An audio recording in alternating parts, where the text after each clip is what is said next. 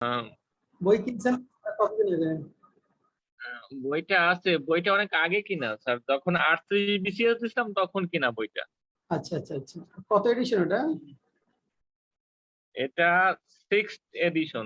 হ্যাঁ মানে এর আগের বার, হ্যাঁ good, হ্যাঁ এটা ভালো বই। হ্যাঁ লেটেস্ট গুলো তো ভালো আপনারা 80 টাকারই পাবেন, অসুবিধা নেই। না, লেটেস্ট পড়েছেন? বইটা আমি অনেক পরে, এখন ঢাকার বাইরে, তো আমি এখন ঢাকার বাইরে, যার কারণে ঢাকাতেও যাওয়া হয় না। বইটা পড়েছেন, কেমন লাগছে বলেন তো, পড়েছেন বইটা? বইটা ভালো স্যার, বইটা আমি ভালো লাগছে, সহজ সরল আছে। আমি দুইটা বই পড়ে মজা পেয়েছি, একটা হচ্ছে আপনার বই, আর হচ্ছে গিয়ে জাকির এস এম জাকির হোসেনের, এই দুইটা বই পড়ে আমি মজা, মজা পেয়েছেন, আচ্ছা আচ্ছা আচ্ছা এই good। দুইটা বই পড়ে মজা হ্যাঁ পেয়েছি। বইটা আসলে রিডিং উইথ প্লেজার হলে ভালো হয়, রিডিং উইথ প্লেজার যদি হয় তাহলে ভালো হয় আর কি। এই দুইটা বই আমার কাছে অনেক ভালো লাগে, এবং আমি এই দুইটা বই প্রিফার করি। এবং পিসি দাসটাও ভালো, পিসি দাসটাও পড়ছি, পিসি দাসটাও ভালো, কিন্তু আসলে হ্যাঁ মোটামুটি ধরেন স্যার আমি আর একটা সমস্যা, সেটা হচ্ছে আমি স্যার এই যে আপনার যে রুটিন গুলো, আমি এসে গুলো এখনো পাই নাই, বা আমি ক্যান্সেলেশন এইগুলো এখনো পাই নাই, কিন্তু আমি গ্রুপে পাই নাই এখনো। কোনগুলো পাননি? আসলে একটু প্রিপারেশন না থাকলে আমরা আসলে বলাটাও একটু টাফ হয়ে যায়।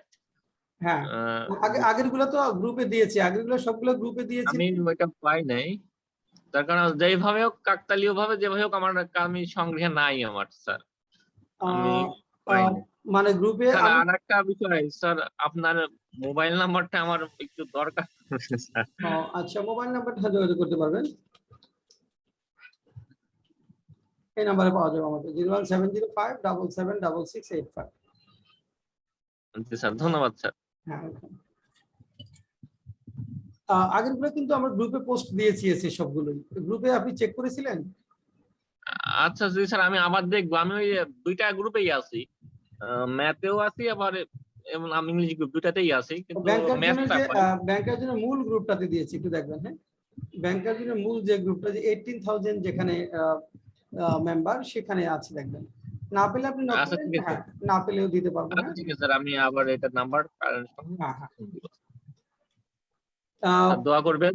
হ্যাঁ ভালো হবে ইনশাআল্লাহ। হ্যাঁ ভালো হবে। এখন আমরা হ্যাঁ আজকে একটু লিংক দিতে একটু দেরি হয়েছে, তো সবাই একটু দেরিতে জয়েন করছে, সবাই আসুক, আমরা 1-2 মিনিট নিচ্ছি আর কি। আচ্ছা, আমি অনেকক্ষণ ধরে আপনার ক্লাসের জন্য অপেক্ষা করতেছিলাম, স্যারের ক্লাসটা কখন হবে। আচ্ছা আচ্ছা আসলে আমি ক্লাসটা অনেক ভালো লাগছে, তার কারণে আমি মানে খুব অধীর আগ্রহে, হ্যাঁ অনেক সময় ক্লাস লাগলেও স্যার আমি মিস করি না স্যারের ক্লাসটা করবো। ফাইন। আচ্ছা এই graduation of Bangladesh from LDC, এটা সম্পর্কে কোনো ধারণা আছে শফিকুল ইসলামের? জি স্যার, টুকটাক আছে স্যার কি ধারণা আছে একটু গ্রাজুয়েশনের। বলেন তো, আপনার ধারণাটা একটু শুনি।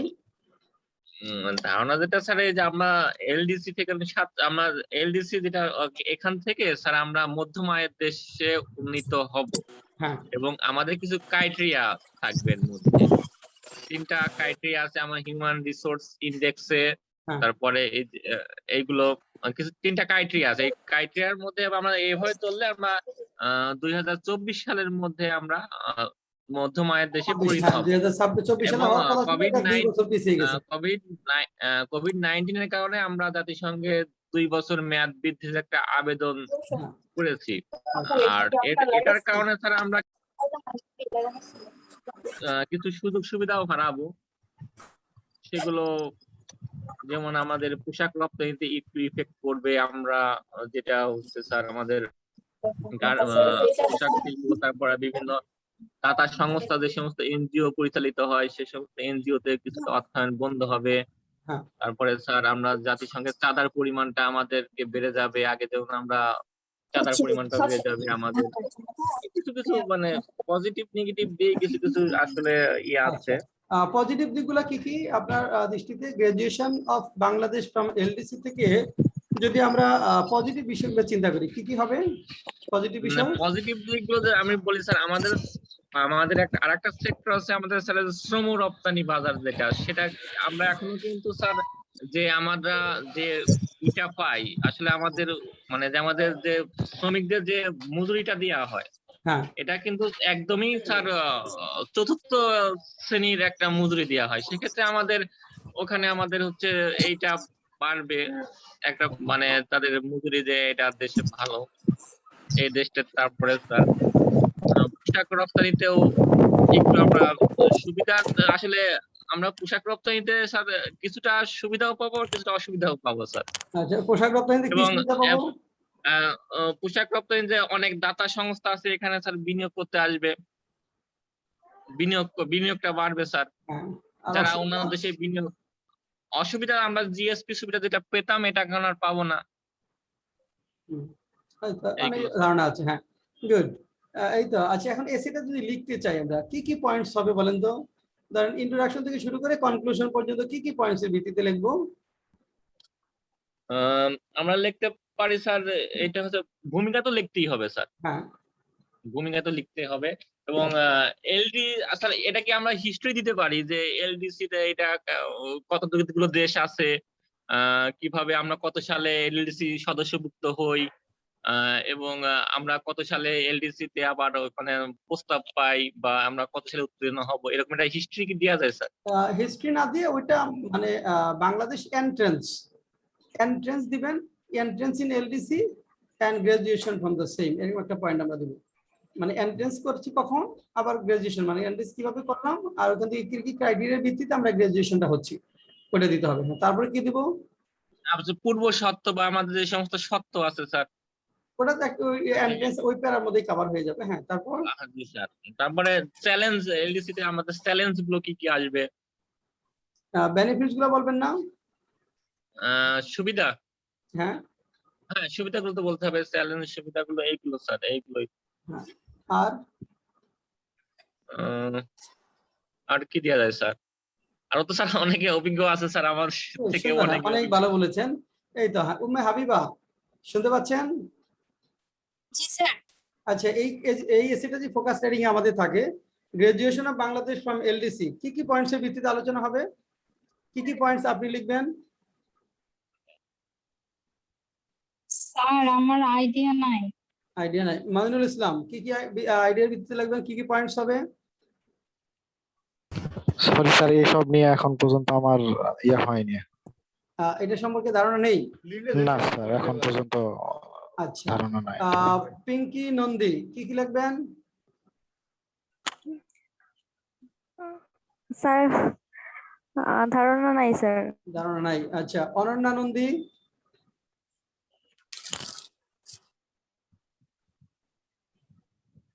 অনন্যা বলেন। আইডিয়া নাই।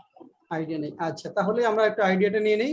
হ্যাঁ, সে তুলনায় শফিকুল ইসলাম অনেক ভালো আইডিয়া বলেছে। শফিক যেটা বলেছে মোটামুটি ওইগুলাই লিখতে হবে আসলে। হ্যাঁ, দেখেন, আমরা প্রথমে একটা ইন্ট্রোডাকশন লিখবো। আমরা সবসময় বলি যে কোনো একটা এসে আপনি লিখতে যাবেন, সবসময় আমি একটা কথা বলবো আপনাদের, যে একটা এসেটা আপনি প্রথমে খাতার উপর লিখবেন, ধরেন graduation of Bangladesh from LDC খাতায় নিয়ে আপনি 10 মিনিট শুধু ভাববেন এই টপিকটা নিয়ে, জাস্ট 10 মিনিটস, অনেকটা মেডিটেশনের মতো, যেরকম মানে সবকিছু বাদ দিয়ে আপনি 10 মিনিটস ভাববেন যে এটা আসলে কি জিনিস। মানে এখান থেকে মানে আপনি নিজে যা ভাবনার মধ্যে আসে, কারণ আপনি চিন্তা ভাবনা করে যে এটা কি, এটা সম্পর্কে আপনি লেখবার চেষ্টা করুন যে এই পয়েন্টস এর ভিত্তিতে এসেটা হবে। তারপর আপনি বই পড়েন বা ইউটিউবে দেখেন বা কোথাও সার্চ করে দেখেন, তারপর ধরেন আপনি হয়তো একটা বই পড়বেন, তারপর বইটা খুলবেন, বইয়ে কি কি পয়েন্টস লিখেছে সেই পয়েন্টসটা আপনার পয়েন্টসের সাথে কতগুলো ডিফারেন্স আছে। যদি দেখেন যে আপনার পয়েন্টস থেকে কিছু কিছু পয়েন্ট সেখানে ভালো আছে, সেগুলো আপনি নিলেন, অথবা মনে হতে পারে যে বই থেকে আপনি ভালো চিন্তা করেছেন, তখন আপনি আপনার পয়েন্টসগুলো রাখবেন। এক, পয়েন্টস কাভারিং পরে আর তারপর আপনি একটা ইন্ট্রোডাকশন লিখবেন, কনক্লুশন লিখবেন। এটা চেষ্টা করবেন একটু নিজের মতো করে লিখবার জন্য। হয়তো আপনি ধরেন প্রথম দিকে যখন একটা এসে ডেভেলপ করবেন, আপনি প্রয়োজনে 10 মিনিট সময় নিয়ে একটা ইন্ট্রোডাকশন লিখবার চেষ্টা করবেন, 10 মিনিট সময় নিয়ে কনক্লুশন লিখবার চেষ্টা করবেন।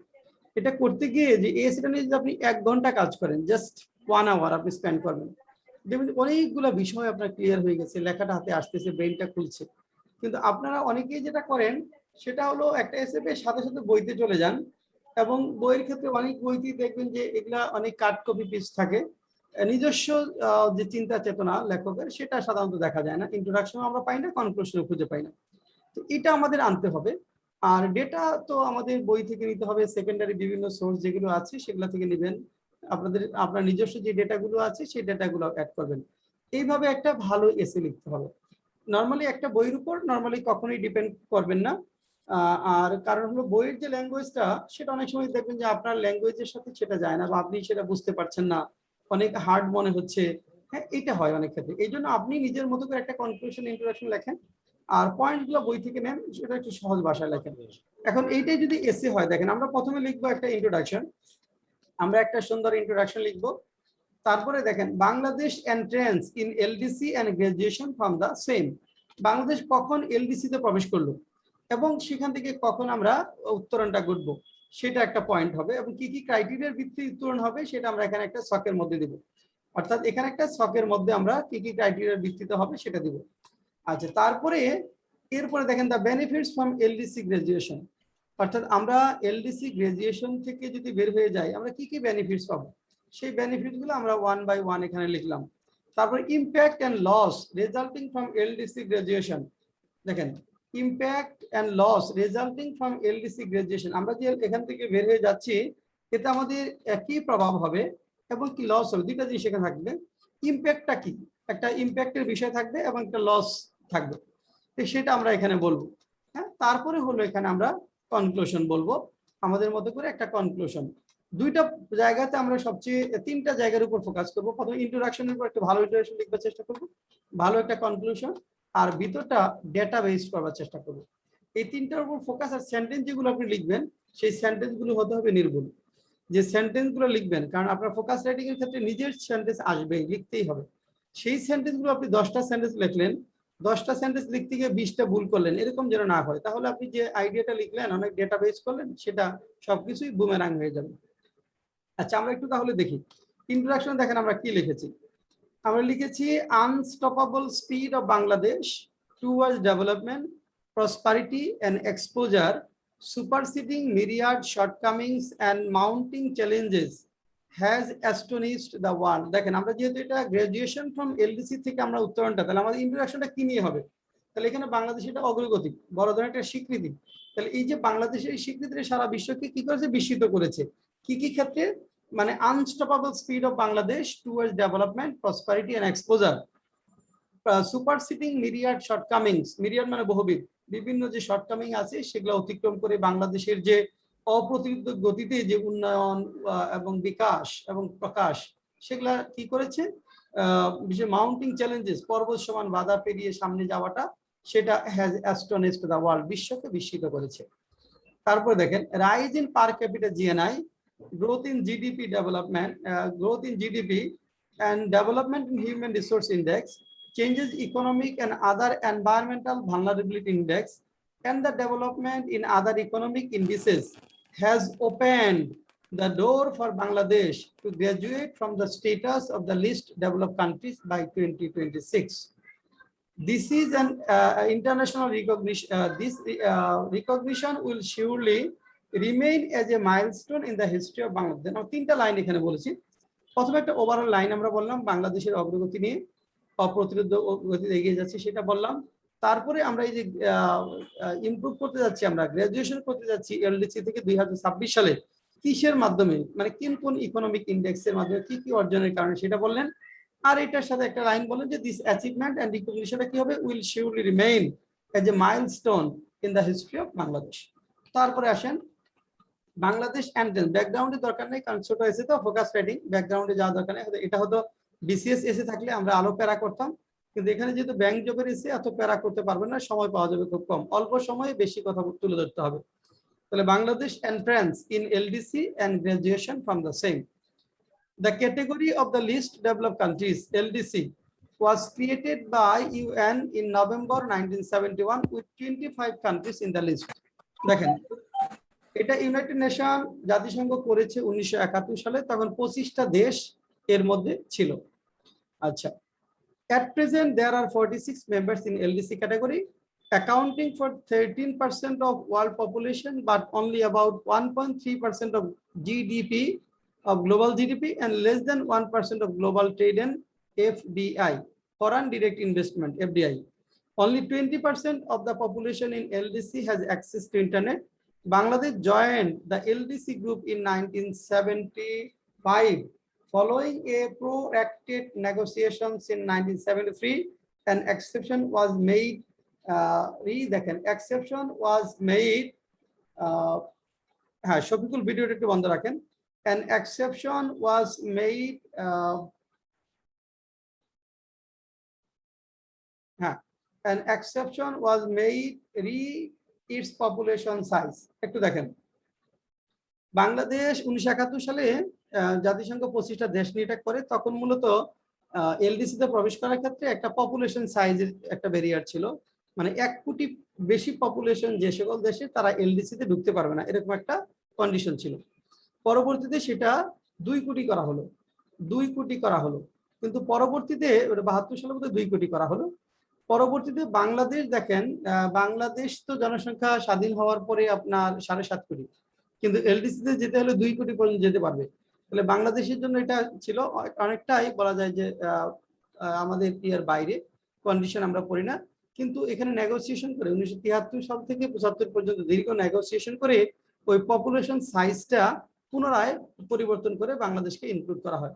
বিশেষ করে বাংলাদেশ মুক্তিযুদ্ধ করে স্বাধীনতা অর্জন লাভ করেছে, সেটা প্রতি সম্মান দেখিয়ে ইউনাইটেড নেশন এই কাজটা করে, এবং তখন বাংলাদেশ অন্তর্ভুক্ত হয় 1975 সালে।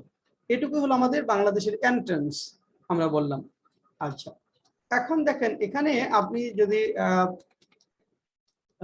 সময় কম পান, এটা একটু শর্ট করবেন, এখানে একটু শর্ট করে নিতে পারেন। তারপর দেখেন latest estimates on Bangladesh performance regarding LDC criteria.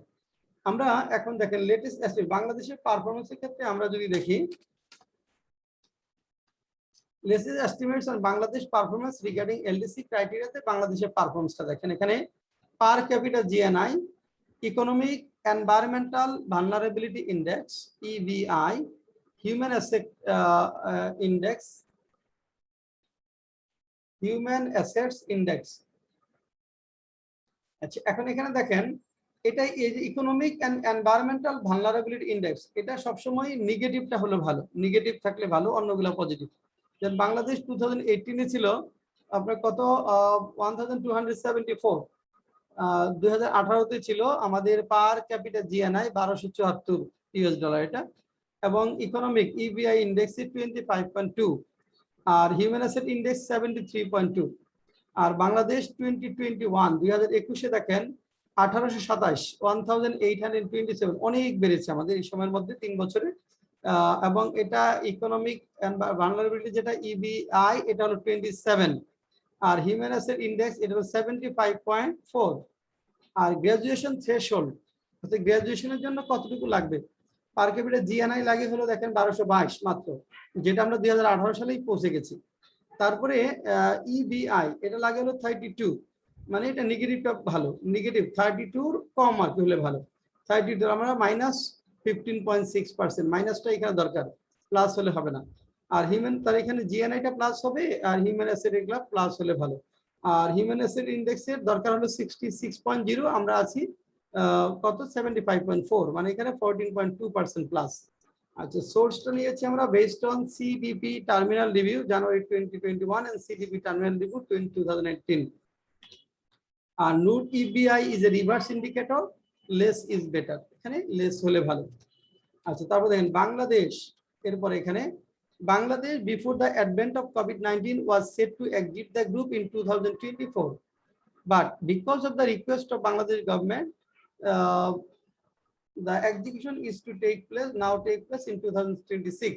অর্থাৎ আমাদের 2024 সালেই আমাদের এখান থেকে বের হয়ে আসার কথা ছিল, কিন্তু বিশেষ করে COVID-19 এর কারণে বাংলাদেশের অনুরোধের কারণে বাংলাদেশ 2026 সালে এখান থেকে বেরিয়ে আসবে। তাহলে এলডিসি স্ট্যাটাস থেকে আমরা যখন বের হয়ে যাব, এখন তো আমরা কিছু সুবিধাও পাবো, কিছু অসুবিধাও হবে, বা কিছু ইম্প্যাক্ট হবে, কিছু সুবিধা হারাবো আর নতুন করে কিছু সুবিধা পাবো। নতুন করে সুবিধাটা কি দেখেন, প্রথম যদি আমরা বলি, the benefits of LDC graduation are as follows: acquiring a seal of global approval regarding Bangladesh development achievements and enhanced confidence in international financial sectors regarding the markets of the country। এখানে এটা একটা seal অর্জন করলো Bangladesh, GS Bangladesh LDC থেকে বেরিয়ে গেছে, এখন economic স্ট্যান্ডটা অনেক শক্তিশালী। এই ক্ষেত্রে বিশেষ করে দেখেন রিগার্ডিং দ্য মার্কেটস অফ, এখানে একটা কথা বলা হয়েছে regarding markets of the country, এখানে ইন্টারন্যাশনাল ফিনান্সিয়াল অ্যাক্টরস, এখানে an enhanced confidence of the international financial actors. দেখেন regarding the markets of the, এখানে কি বললো এটা, এখানে যে কথা বলা হলো যে এটা আমরা একটা seal, acquiring A seal of global approval, এটা বৈশ্বিক স্বীকৃতির একটা seal regarding Bangladesh development achievements, বাংলাদেশের যে উন্নয়ন অর্জন এবং enhance confidence of the international financial actors, যারা আন্তর্জাতিক অর্থনীতির অভিনেতা, মানে যারা আন্তর্জাতিক অর্থনীতির নীতি নির্ধারণ করে, তাদের আমরা আস্থা অর্জন করতে পারছি regarding the markets of the country, বাংলাদেশের মার্কেট সম্পর্কে। তাহলে আমরা অনেক জায়গায় এখন অ্যাক্সেস করতে পারবো, যেটাতে এলডিসি হলে সম্ভব ছিল না, কারণ অনেকেই চিন্তা করতো ইনভেস্টমেন্ট করার আগে যে ইনভেস্টমেন্টটা পুরোটাই মাটি হতে পারে। যেমন ধরেন আফগানিস্তানের কথা যদি বলেন, আফগানিস্তানে কিন্তু ইনভেস্ট করার আগে অনেক দেশ দ্বিতীয়বার ভাববে, ইয়েমেন ইনভেস্ট করার আগে দ্বিতীয়বার ভাববে, মায়ানমার ইনভেস্ট করার আগে দ্বিতীয়বার তৃতীয়বার ভাববে। কিন্তু এই যে ভাবনাগুলো যে ইনভেস্টমেন্ট আসলে ওরা ওখানে রিটার্ন নিয়ে আসা যাবে কিনা, কিন্তু সেই জায়গাগুলোতে ইন্টারন্যাশনাল অ্যাক্টরদের আমরা কনফিডেন্স অর্জন করতে পারছি যে ইয়েস, এখানকার ইনভেস্টমেন্টটা নিশ্চিতভাবে রিটার্ন হবে। তারপরে দেখেন, এরপরে হলো যে upgrading the countries international credit rating, because দেখেন এখানে কি বলা হলো যে upgrading the countries international credit rating because of the improved perception about the country level market risk. এখানে আমাদের কান্ট্রি লেভেল মার্কেট রিস্ক যেটা, সেটা ইমপ্রুভ হয়েছে, রিস্কটা কমে যাওয়ার কারণে ইন্টারন্যাশনাল ক্রেডিট র্যাঙ্কিং এ বাংলাদেশ আগাবে। তারপরে আছে rising in domestic tax collection, অর্থাৎ ডোমেস্টিক ট্যাক্স কালেকশনটা বাড়বে, and higher flow of foreign direct investment as experienced by the countries of post, দেখেন of post graduation। এখন দেখেন এখানে যেটা বলা হলো যে রাইজিং ডোমেস্টিক ট্যাক্স কালেকশন বাড়বে, কারণ মানুষের ইনকাম লেভেল যেহেতু বাড়ছে, পার ক্যাপিটা জিএনআই বাড়ার কারণে ট্যাক্স দিতে পারবে, এই সংখ্যাটা বাড়বে। তাহলে এখানে এই সেন্সে ট্যাক্স কালেকশনটা আমাদের বাড়বে, অর্থাৎ ডোমেস্টিক ট্যাক্স কালেকশনটা বাড়বে এবং ফরেন ডিরেক্ট ইনভেস্টমেন্টটা বেশি পরিমাণে আসবে, অর্থনৈতিক স্থিতিশীলতা এবং ইকোনমিক স্ট্যান্ডটা বৃদ্ধি পাওয়ার কারণে এটা আমাদের আসবে। আর access to foreign aid may not diminish abruptly. হ্যাঁ, এই যে আমাদের ফরেন এইড যেটা, এটা হঠাৎ করেই যে কমবে বিষয়টা এরকম না, এটা আমাদের একটা বেনিফিট। যদি হঠাৎ করে কমতো তাহলে এটা লসের মধ্যে ফেলতাম, কিন্তু হঠাৎ করেই কমবে না, কাজে এটা আমাদের একটা বেনিফিট। আমরা এখান থেকে বের হয়ে যাওয়ার পরেও ফরেন এইডটা হঠাৎ করেই কমবে না। তারপরে দেখেন এরপরে আমরা যেটা বলেছি 5, intake of foreign remittance has remain indifferent in this countries. এটা একটা বেনিফিট যে ফরেন রেমিটেন্স যেটা, সেটা অনেকটা অপরিবর্তিত থাকবে, ইনডিফারেন্স বাড়বেও না কমবেও না, অনেকটা এরকম যে ওটার উপরেও আমাদের কোনো ওই সেন্সে নেগেটিভ কোনো প্রভাব থাকবে না, তাহলে ওটা আমাদের জন্য একটা স্ট্যান্ড। এই পর্যন্ত হলো আমাদের বেনিফিট। আর আমরা ইম্প্যাক্ট এন্ড লস দুইটা একসাথে যদি বলি, the impact and loss resulting from LDC graduation, LDC graduation থেকে আমরা যখন বেরিয়ে যাবে প্রভাব এবং লসটা কি দেখেন, এটা হলো relinquishing a wide variety of preferences and privileges, wide variety of preference, কিছু আমাদের অগ্রাধিকার এবং সুবিধা সেগুলো আমরা সংকুচিত হবে। আর loss of market access preferences particularly in European and Canadian markets, আমরা ইউরোপিয়ান ইউনিয়ন এবং কানাডিয়ান মার্কেটে আমাদের মার্কেট লস হবে, কারণ এখানে কোটা মুক্ত ফ্রি যেটা সেটা বন্ধ হবে। তাহলে ইউরোপিয়ান মার্কেট এবং কানাডিয়ান মার্কেটে এটা আমাদের লস হবে। There is possibility to shortfall 8 to 10% in gross export revenue due to the loss of duty-free and quota-free DFQF access provision amounting to about $2.5 billion annually. এটা একটা বড় ধরনের লস, অর্থাৎ এই যে ডিউটি ফ্রি এবং কোটা ফ্রি জিএসপি সুবিধার কথা যেটা বলছিলাম আমরা, duty free quota free access না থাকার কারণে আমরা 10 থেকে 8% গ্রোস এক্সপোর্ট রেভিনিউটা হারাবো। গ্রোস এক্সপোর্ট রেভিনিউ যেটা আমাদের ইউএস ডলারে 2.5 বিলিয়ন অ্যানুয়ালি, একটা বড় অ্যামাউন্ট, এটা আমাদের বড় ধরনের একটা লস হবে। আর Bangladesh will continue to enjoy market access preference in European Union and the United Kingdom for an extra 3 years, that is till 2031। আমরা European Union and the United Kingdom এবং আমরা ওইখানে 2031 পর্যন্ত এই ফ্যাসিলিটিটা আমরা পাবো, preference the European Union and the United Kingdom for an extra 3 years পাবো। আর the loss of LDC fund for climate change LDCF, এখানে managed by global environmental facility GEF, অর্থাৎ এখানে আমরা এলডিসি ফান্ড যেগুলো আছে ক্লাইমেট চেঞ্জের জন্য যেটা, সেটা আমরা হারাবো। আর বাংলাদেশ ফার্মাসিউটিক্যাল, হ্যাঁ শফিকুল হাতে দিয়েছেন। স্যার দেখা যাচ্ছে না, স্ক্রিনটা একটু বড় করলে দেখা যেত স্যার, না স্ক্রিন পয়েন্টগুলো দেখা, স্ক্রিন তো বড়, একদম অনেক বড় দিয়েছি, দেখেন তো একটু ভালো করে দেখেন তো। উম্মে হাবিবা দেখা যাচ্ছে? স্যার জি স্যার, লাইনগুলো দেখা যাচ্ছে। হ্যাঁ, মনিরুল ইসলাম তাহলে দেখা আমার যাচ্ছে। স্যার তাহলে আমার হয়তো প্রবলেম স্যার হইতে পারে। হ্যাঁ, শফিকুল, আমি তো এখানে স্ক্রিন ফ্রন্ট সাইজ দিয়েছি 16 আর ও সাইজটা 140, মানে আপনার একটু ই করে দেখেন তো আপনি। জি স্যার, দেখা যাচ্ছে স্যার। আচ্ছা জি স্যার, আমি দেখছি আমার হয়তো আমার প্রবলেম হইতে পারে স্যার। হ্যাঁ, সমস্যাটা বোধহয় আপনারই। হ্যাঁ, জি স্যার। আমি এখানে বড় করে দিয়েছি। আচ্ছা, তারপর দেখেন, Bangladesh pharmaceutical industry will stop enjoying the flexibility 7 years before the expiry of the global stipulated preferential period as a consequence of graduation, as it will fail to avail special exemption of trade-related aspects of international property rights. অর্থাৎ international property rights এর ক্ষেত্রে কিছু exemption হারাবে। এটা pharmaceutical ইন্ডাস্ট্রির জন্য একটা বড় ধরনের মানে একটা অসুবিধা।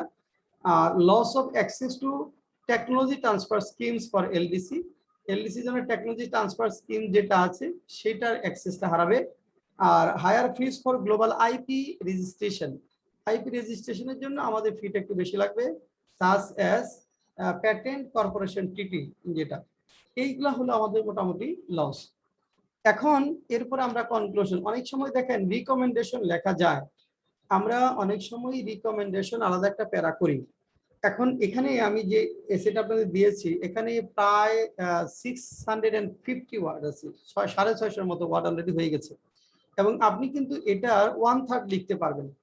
আপনি এখানে আমি যেটুকু দিয়েছি এটা 1.5 পেজ হবে, কিন্তু আপনি সত্যিকার অর্থে প্রিন্টেড 1.5 পেজ হলেও আপনি কিন্তু প্রিন্টেড 1.5 পেজ লিখতে পারবেন না, প্রিন্টেড অর্ধেক পেজের একটু বেশি লিখতে পারবেন, বা প্রিন্টেড 1 পেজ ম্যাক্সিমাম লিখতে পারবেন, যেটা আপনার খাতায় 2-2.5 পেজ হয়ে যাবে। এখন এইটাই কিন্তু আপনাকে শর্ট করতে হবে। আমি এ কারণে আননেসেসারিলি রিকমেন্ডেশনটা লিখে বড় না করে রিকমেন্ডেশনের সম্পর্কে যে বিষয়গুলো এটা কনক্লুশনে দিয়ে দিয়েছি। আপনারাও এরকম করতে পারেন, যখন দেখবেন যে বড় হয়ে যাচ্ছে রিকমেন্ডেশনের যে মূল পয়েন্টগুলো সেগুলো আপনি কনক্লুশনে নিয়ে যাবেন। আর যখন দেখবেন যে এসেটা শর্ট, মানে খুঁজে পাচ্ছেন না তথ্য, তখন রিকমেন্ডেশন আলাদা একটা প্যারা করে নিচে নিচে লিখবেন, তাহলে বড় হয়ে যাবে। এখন দেখেন আমরা কি লিখেছি এখানে। In conclusion, it can be said that Bangladesh has met all 3 LDC criteria for graduation with comfortable margins. The extended preparation period, এখন দেখেন আমরা কমফোর্টেবল মার্জিন নিয়েই এলডিসি থেকে গ্রাজুয়েশন মানে মিট করেছি, এলডিসি ক্রাইটেরিয়া থেকে বের হয়ে আসার জন্য কমফোর্টেবল মার্জিন নিয়ে, অর্থাৎ এটা আমাদের সুবিধাজনক একটা মার্জিন, মানে যেটুকু দরকার তার থেকে অনেক বেশি আমরা অ্যাকোয়ার করেছি, সেটা হলো comfortable margin. Are the extended preparation period of 5 years, আরো আমরা 5 বছরের বর্ধিত প্রস্তুতিকালীন সময় পাচ্ছি, যেমন এটা 2021, আমরা বেরিয়ে আসবো 2026, তাহলে আরো 5 বছর সময় আমরা পাচ্ছি। 5 years will enable the country, দেশকে সক্ষম করবে to prepare for smooth transition strategy and planning for a post graduation international trade landscapes. এখান থেকে আমাদের কি করবে, এই এক্সটেন্ডেড পিরিয়ডটা আমাদের দেশকে সক্ষম করবে to prepare for smooth transition strategy, এই ট্রানজিশন স্ট্র্যাটেজিটা স্মুথ হবে, and planning for post graduation, এবং এখানে পোস্ট গ্রাজুয়েশনের জন্য আমাদের কি পরিকল্পনা সেটা করার সুবিধা হবে, trade landscape. We firmly believe that, আমরা দৃঢ় বিশ্বাস করি, considering priority policy areas to support the development during the preparatory and smooth transition period and beyond, দেখেন এখানে তিনটা কথা বলছে। We firmly believe that considering priority policy areas, এই priority policy যে এরিয়াগুলো আছে সেগুলো বিবেচনা করে to support the development, বিশেষ করে এই প্রিপারেটরি পিরিয়ডের ক্ষেত্রে এই ডেভেলপমেন্ট গুলা সমর্থন করবার জন্য কিছু কর্মকাণ্ড নেওয়া হবে, এবং স্মুথ ট্রানজিশনের ক্ষেত্রে কিছু উদ্যোগ নেওয়া হবে, এন্ড বিয়ন্ড, এবং ট্রানজিশনের পরের যে বিষয়গুলো আছে সেগুলোর ক্ষেত্রে উদ্যোগ নেওয়া হবে। Bangladesh will reach a new height in economy, এটা করার মাধ্যমে বাংলাদেশ অর্থনৈতিক ক্ষেত্রে নতুন একটা উচ্চতায় পৌঁছাবে। We will get a new Bangladesh, আমরা একটা নতুন বাংলাদেশ পাবো, for which millions of martyrs laid down their lives, যেটার জন্য মিলিয়নস অফ মার্টার্স তাদের জীবন উৎসর্গ করেছেন। তাহলে কনক্লুশনে একটু ওই টাস্কটা নিয়ে আসলাম আমরা। দেখেন তাহলে এখানে কি করলাম, আমরা তিনটা কথা বললাম। একটা হলো যে আমরা এলডিসি ক্রাইটেরিয়া থেকে বের হওয়ার জন্য যে তিনটা ক্রাইটেরিয়া সেটা আমরা কমফোর্টেবল মার্জিন নিয়ে সেটা ফিল আপ করেছি, আর আরো 5 বছর সময় পাচ্ছি। এই সময়টা কি করবে, আমাদের এই ট্রানজিশনটা স্মুথ করতে সাহায্য করবে, এবং আমরা ট্রানজিশন পিরিয়ড, হ্যাঁ এই 5 বছর মানে প্রায়র যে পিরিয়ডটা রয়েছে, ট্রানজিশন পিরিয়ড এবং বিয়ন্ড তারপরে যে সময়গুলো রয়েছে সেগুলোর ক্ষেত্রে আমরা প্রায়োরিটি পলিসির মাধ্যমে ওই বিষয়গুলো খুব ভালোভাবে ট্যাকেল দিতে দেওয়ার মতো যথেষ্ট সময় পাবো, এটা বলেছি। তারপরে বললাম যে এটা হলে কি হবে, প্রায়োরিটি অ্যান্ড স্মুথ ট্রানজিশনের কারণে বাংলাদেশের অর্থনীতি একটা নতুন উচ্চতায় চলে যাবে। আর যেটা আমরা একটা নতুন বাংলাদেশ পাবো, যেটার জন্য আমাদের স্বপ্ন দেখেছেন আমাদের লাখ লাখ ফ্রিডম ফাইটার্স, মুক্তি সেনারা। এই হলো মোটামুটি আমাদের এসে মানে focus writing graduation of Bangladesh from LDC. কারো কোনো কোয়েরি থাকলে বলেন। আইডিয়াটা ক্লিয়ার কিনা, কারো কোনো কোয়েরি আছে, কোনো কনফিউশন থাকলে বলেন। স্যার হ্যাঁ বলেন। ওইখানে যে চার্ট দিয়েছিলেন না, হ্যাঁ ওইগুলো কি ওরকম চার্ট আকারেই দিতে হবে? আর ওইগুলো হচ্ছে আমরা কিভাবে কালেক্ট করব? অন্য যেগুলো চার্ট আকারে দিবেন, এটা চার্ট আকারেই দিবেন। এটা চার্ট আকারে দিলেই ভালো নাম্বার ক্যারি হবে, চার্ট আকারে দিবেন। একটা চার্ট তো একটা চার্ট দিলে একটা লেখাটা সুন্দর হবে। আপনি যে পড়াশোনা করেছেন এটা এক্সামিনার বুঝতে পারবে যে আপনি এটা যে পড়াশোনা করেছেন আবার ভালো লিখতেও পারেন। যখন আপনি লেখাগুলো সুন্দর করতে পারছেন তখন এক্সামিনার বুঝবে যে আপনার লেখার দক্ষতাটা আছে। আবার যখন চার্ট দিবেন তখন বুঝবে যে ইয়েস আপনি এটা নিয়ে পড়াশোনা করেছেন, কাজে আপনাকে অনেক ভালো নাম্বার দিবে। আর দেখুন লেখাটাও অত সুন্দর না, চার্টটাও কিছু নাই ভিতরে, তখন এক্সামিনার বুঝবে যে এটা আসলে আপনি পড়েন নাই, আন্দাজে যা মনে হয়েছে তাই লিখছেন। স্যার হ্যাঁ এইখানে যে চার্টে যে ইনফরমেশন গুলো দেয়া আছে, হ্যাঁ, হ্যাঁ অন্য কোনো হচ্ছে ইয়ার ক্ষেত্রে যদি এরকম মানে ইনফরমেশন আমাদের দেয়া লাগে, হ্যাঁ, তাহলে আমরা সেগুলো কিভাবে কালেক্ট করব? অন্য কোনগুলোর ক্ষেত্রে? যদি অন্য কোনোটায় দেওয়া লাগে, জিডিপি রিলেটেড কিছু আসলে বা অন্য সেটা কিছু আপনার আসলে। সেকেন্ড, এটা তো আপনি গ্রুপে সার্চ দিলেই, ইউটিউবে সার্চ দিলে আপনি ডেটা পাবেন প্রচুর। ইউটিউবে এখানে আপনি গুগল সার্চে সার্চ দিলেও পাবেন। এখানে মানে পত্রিকার লেখা আসবে, বিভিন্ন পিডিএফ ফাইল, এখানে ডেটা সোর্স দেওয়া থাকে, সবগুলো আপনার সেকেন্ডারি সোর্স থেকে আপনি কালেক্ট করবেন। প্রাইমারি সোর্স থেকে কালেক্ট করা কষ্টকর, সেকেন্ডারি সোর্সগুলো থেকে পেপার করবেন। থেকে স্যার নোট নিয়ে রাখলেই ভালো হয়, পেপার থেকে নোট নিয়ে রাখলে ডায়েরিতে নোট নিয়ে রাখলে হ্যাঁ, পরে পেপার এটা থেকে ভালো যখন হয়। পাবেন সেটা তো আপনি ডায়েরিতে নোট নিয়ে রাখবেনই, সেটা তো হবেই, কিন্তু সেটা তো যথেষ্ট হবে না, কারণ সেটা পেপারে তো আপনি সব তথ্য পাবেন না। ধরেন আপনি হয়তো 30টা এসে পড়তে হবে, ধরেন ব্যাংকের জন্য ফোকাস রাইটিং, আপনি পেপার থেকে তো 30টা এসে তথ্য পাবেন না, হয়তো 5টা এসে তথ্য পেলেন, তাই না? আর 25টা এসে ওটা আপনাকে আহ, মানে সেকেন্ডারি সোর্সের উপর ডিপেন্ড করতে হবে। পেপারটাও সেকেন্ডারি সোর্স, পেপারটাও সেকেন্ডারি সোর্স, এখান থেকে কিছু তথ্য নিলেন, আপনি বিভিন্ন বইপত্র পড়ে তথ্যগুলো নিলেন, হ্যাঁ, কোনো আর্টিকেল পড়লেন, অথবা ইউটিউবে এই রিলেটেড একটা ভিডিও দেখতে পারেন, জিমেইলে এখানে গুগলে সার্চ দিয়ে আপনি তথ্য নিতে পারেন, এইভাবে সেকেন্ডারি সোর্স থেকে কালেক্ট করবেন। স্যার আর একটা কথা, হ্যাঁ, যে আমাদের যে টপিক গুলো আর কি, যে টপিক গুলো, এগুলো কি আমরা কমন পাবো? এগুলো এগুলো কি মানে কমন আসবে কিনা, মানে কিভাবে আর কি করবো বা আগাবো? মানে বুঝি 30টা যেটা বললেন আর কি আপনি, যে 30টা করতে হবে বা 25টা করতে হবে। হ্যাঁ 25-30টাই লাগবে। 25-30টা আমরা একটা সাজেশন দিয়েছিলাম আপনাদের প্রথম ক্লাসে, তাই না? হ্যাঁ 30টা। হ্যাঁ হ্যাঁ, সেটা তো পেয়েছি। হ্যাঁ, ওই ওই কটাই পড়বেন বারবার, এই কটাই রেডি করে ফেলবেন, এই কয়টাই রেডি করে ফেলবেন। আমরা তো জি আপনাদের স্যার। প্রতি ক্লাসে একটা একটা করে দিচ্ছি, লেটেস্ট ইস্যুগুলো কভার হয়ে যাবে আমাদের, আর বাকিগুলো আমাদের বইতে আছে, বই থেকে পড়তে পারবেন। বাকিগুলো আমাদের বইতে আছে, লেটেস্ট যেগুলো বইতে নাই সাধারণত, আর অথবা বইতে অনেক বইতে দেখবেন যে আপনি ওই পড়ার সময় আপনি যে এসেটা ডিফারেন্ট, ওরকম কিছু টাচ থাকতে হবে। সেটা আপনি কোথায় দিবেন? ইন্ট্রোডাকশন এবং কনক্লুশন। আমরা সবসময় বলি ইন্ট্রোডাকশন কনক্লুশনে যেন একটু ডিফারেন্ট হয় অন্যদের থেকে। হ্যাঁ, এটা দেখবেন যে আপনি অনেক সময় অনেক বইয়ের ইন্ট্রোডাকশন কনক্লুশন পড়ে আপনার মনে হবে যে বিরক্তি আসবে, যে কি লিখছে, মানে কিছুই বোঝা যাচ্ছে না, এখানে পার্সোনাল কোনো টাচ নেই। একটা পার্সোনাল টাচ ইন্ট্রোডাকশন এবং কনক্লুশন রাখতে হবে নিজের যেটা ফোকাস রাইটিং এর ক্ষেত্রে, কারণ অন্য জায়গাগুলোতে পার্সোনাল টাচ রাখার সুযোগ কম। এই জন্য এটা ইন্ট্রোডাকশন কনক্লুশনে রাখবেন, যেটা দেখে এক্সামিনার চার্ম হবে যে ইয়েস আপনি ক্রিয়েটিভিটি শো করেছেন, তারপর ডেটা বেসড করেছেন, আবার ইংরেজি লিখতে পারেন ভালো, তখন অনেক ভালো নাম্বার ক্যারি হবে। আর কারো কোনো কোয়েরি আছে?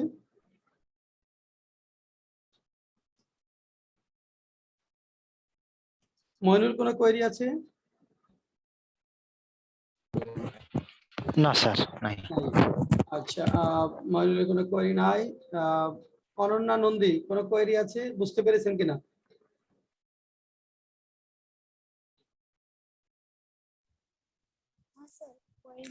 নন্দী বুঝতে পেরেছেন? বলেন, আপনার কথা শুনতে পাচ্ছি না, মাইক্রোফোন কাছে নিয়ে বলেন। স্যার বুঝতে পেরেছি স্যার। আচ্ছা, এটা যদি এখন ধরেন আর কোনোদিনও না পড়েন, পরীক্ষা যদি আসে কিছু লিখতে পারবেন? জি স্যার পারবো।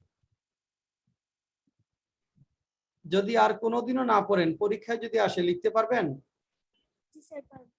হ্যাঁ, বোঝা যাচ্ছে না, সাউন্ডটা মাইক্রোফোন কাছে নিয়ে বলেন। পারবো পারবেন, স্যার। ওকে।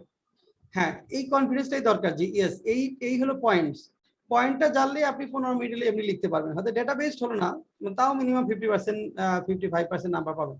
যদি কোনো ডেটা আপনি নাও দেন, যে কোনো ডেটা আপনার কাছে নাই, কিন্তু আপনি জানেন যে এই পয়েন্টস এর ভিত্তিতে এই ফোকাস রেটকে লিখতে হবে, তাহলেও আপনি মিনিমাম 55% নাম্বার পাবেন। হ্যাঁ, ডেটা দিলে হয়তো 70% 80% নাম্বার পাবেন। হ্যাঁ, কিন্তু ডেটা ছাড়াও যদি আপনি লেখেন মিনিমাম 55% নাম্বার পাবেন, 50 থেকে 55% নাম্বার পাবেন।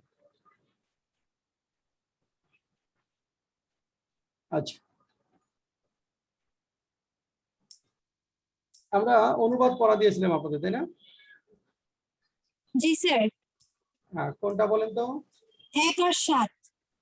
1 আর 7 না? জি স্যার। 1 কি করেছিলাম কিছুটা? জি স্যার। কোন পর্যন্ত হয়েছিল?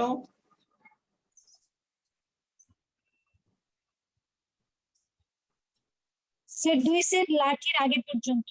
2 সেট লাঠি যা উইকেট নামে বানানো হয়, এই পর্যন্ত ছিল না?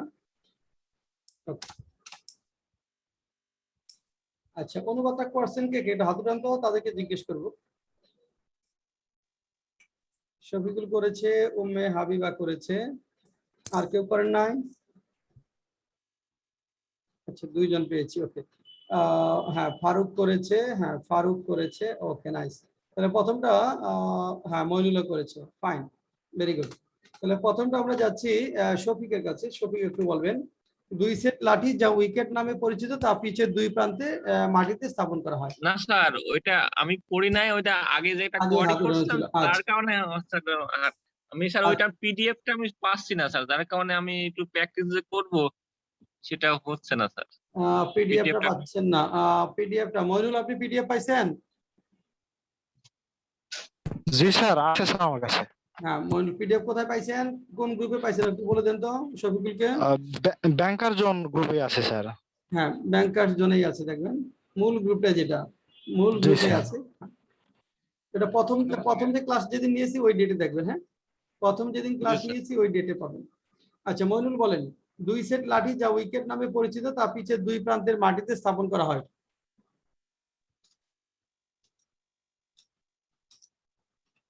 মইনুল। জি sir. 2 sets of sticks known as wicket are placed on the ground of the 2 ends of the piece. আচ্ছা, 2 sets of sticks known as wickets It says. are placed, হ্যাঁ অথবা আর সেট প্লেস, তারপর কি লিখছেন? On the ground of the 2 ends of good. এখানে দেখেন, খেয়াল করেন, পিচের 2 প্রান্তের মাটিতে প্রথমে লিখতে হবে মাটিতে। মাটিতে মানে এখানে সয়েল না, অন দা গ্রাউন্ড লিখবেন। অন জি the, sir, on the ground বললাম। হ্যাঁ গুড, অন দা গ্রাউন্ড। তারপরে লিখবেন 2 প্রান্তে, এট দা 2 এন্ড বা এজেস, এট দা করে দেন, এট দা ও আচ্ছা, এটা এন্ডস অথবা edges.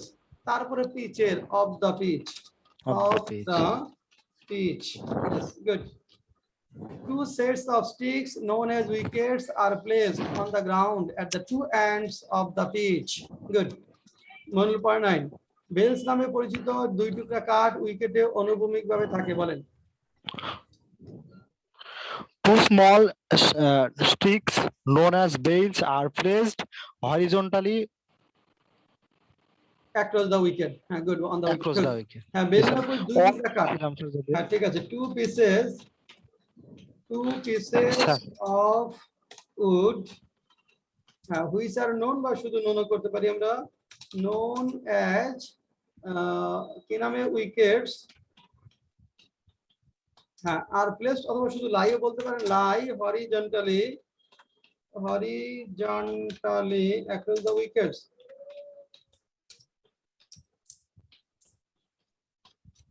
Two pieces of wood known as wickets lie horizontally across the wickets. টসের পর টস জয়ী দলকে ব্যাটিং বোলিং দিয়ে একটিকে বেছে নিতে হয়, এটা ফারুক বলেন।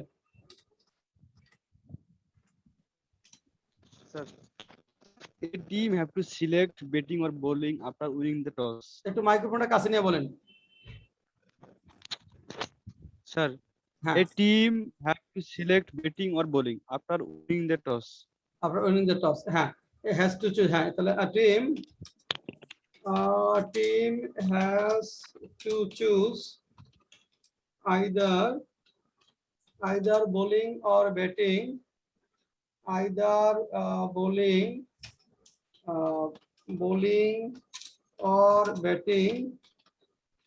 bowling or batting after the toss. হ্যাঁ, এখানে একটা জিনিস, যদি আপনি আইদার না দেন, বিটুইন দিলে এন্ড দিবেন, বিটুইন দিলে between bowling and batting, between দিলে between bowling and batting.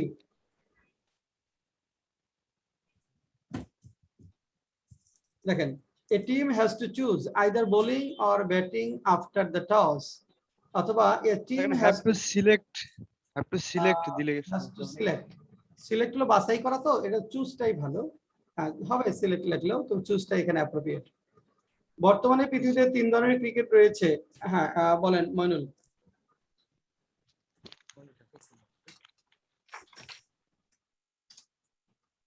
Moinul, G sir. হ্যাঁ বলেন। জি স্যার। Now হ্যাঁ, there are 3 kinds of cricket in the world.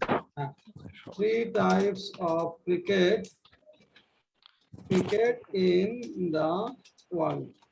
তারপর লাইন হলো এগুলো হলো একদিনের ম্যাচ, 2020 ম্যাচ এবং টেস্ট ম্যাচ, এটা আমরা সবাই পারবো। জি sir. One day match, 2020 match and test match. Farooq পরের লাইনটা বলবেন। 50 ওভারের ম্যাচকে বলা হয় one day match. Farooq. Sir, 50 over match is called one day match.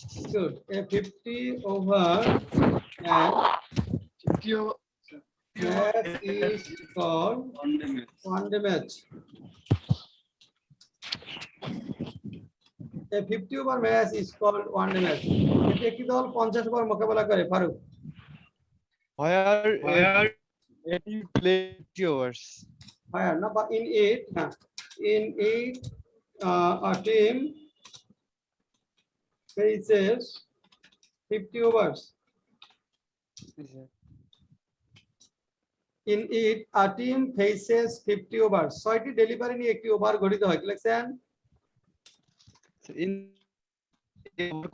is consist of 6 balls. An over consists of 6 deliveries. An over consists of 6 deliveries. সম্প্রতি সৃষ্ট আরেকটি ফরম্যাট খুব জনপ্রিয় হয়েছে, Faruk. So recently another format of this game is very popular. আচ্ছা, হয়েছে তো has been করবেন, এটা একটু চেঞ্জ করবেন, যেমন another format which has recently been created has been very popular, complex ফর্মে করবেন। another format which has recently been created has been very popular. Another format which has recently been created has been very popular. Another format which has recently been created has been very popular. এটিকে বলা হয় 2020 cricket, যেখানে প্রতিটি দল মাত্র 20 over মোকাবেলা করে যত পারে তত রান তুলে নেয়। ফারুক বলেন। Sir, it's known as 2020 cricket where a team plays sir কোনটা স্যার আরেকবার। হ্যাঁ, it is called 2020 cricket. G sir. Where a team plays 20 overs and they took more runs as soon as possible. আচ্ছা, 2020 cricket where every team Plays 20 overs. Plays only 20 overs and scores about to score to score as many runs as it can. Good.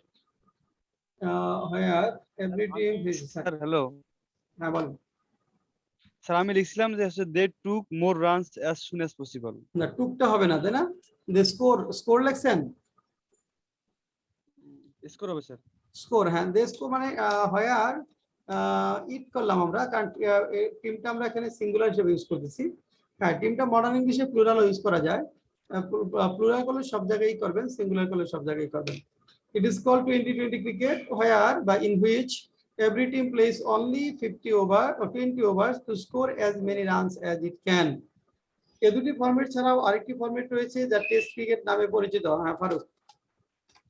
Beside these two format, there is another format Apart known as from these two formats, there is another format.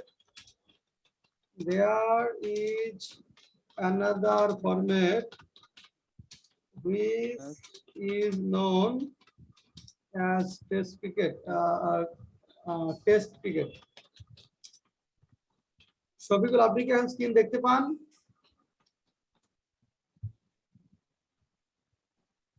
Shafiqul screen কি দেখতে পান?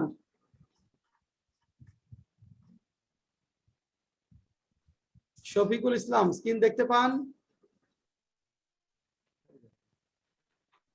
আচ্ছা, এটি সময় সাপেক্ষ এবং দর্শকদের মধ্যে কম জনপ্রিয়। এটি সময় সাপেক্ষ এবং দর্শকদের মধ্যে কম জনপ্রিয়। উম্মে হাবিবা কি লিখছেন? It is time consuming and less popular with viewers. It is time consuming, otherwise it is more time consuming and less popular with the viewers.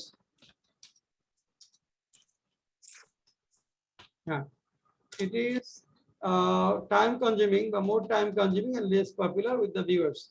এটি সাধারণত 5 দিনের জন্য আয়োজন করা হয়ে থাকে। Moinul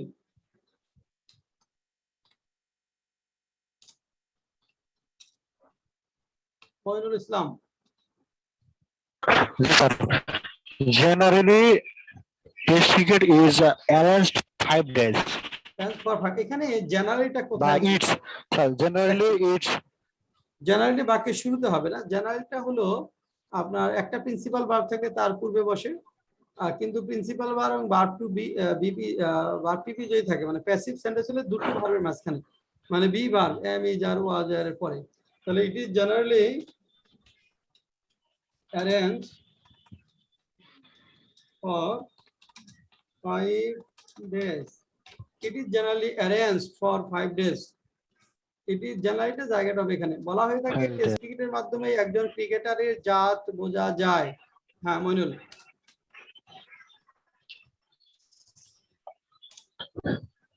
It was said that the ability or class of a cricketer is known by this format. আচ্ছা আবার বলেন। It is said that The class of a cricketer is known by this format by test cricket. good. It is said that the class of a cricketer can be understood বা known, ঠিক আছে, understood through test cricket. Through test cricket. Good. কিছু সুনির্দিষ্ট নিয়ম কানুন রয়েছে যা কঠোরভাবে পালন করা হয় এই গেমটি খেলার জন্য। কিছু সুনির্দিষ্ট নিয়ম কানুন রয়েছে। হ্যাঁ মইনুল বলেন। There are some specific rules which are strongly followed to play this game. Very good. There are some specific rules which are strictly followed,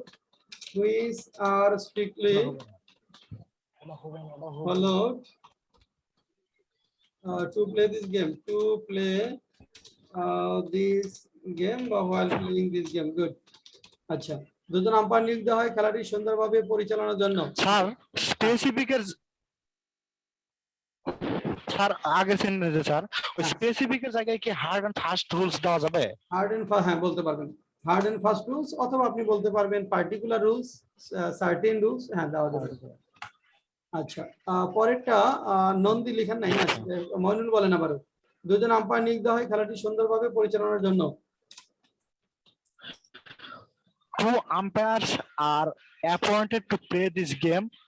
Sir, beautifully দিছি কিন্তু ওটা আমার Two umpires are appointed to play play this game to play to conduct, no?